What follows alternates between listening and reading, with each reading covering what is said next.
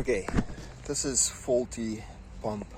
All the problems, from what I understand, are coming from it works too much, it hits too much, and most probably the biggest problem is this, the dryer.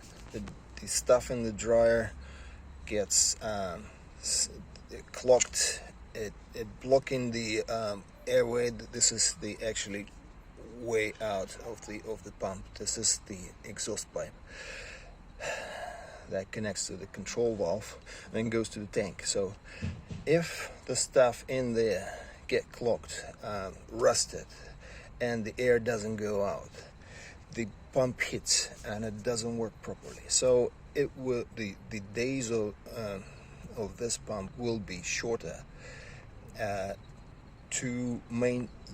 What I understand, you have to maintain the compressor, and what I would probably do once a year, just replace the dryer, the whole thing, because well, you can try and remove the stuff from it, but what I see, this is the bracket with which it's connected to the frame.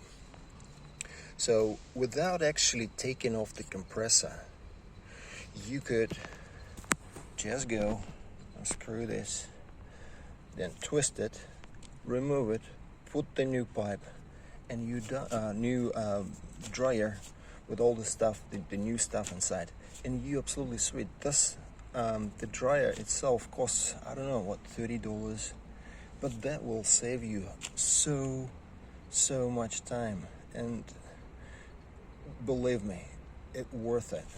You know, fault finding, or learning the whole suspension, learning all these codes, just big mess, big problem.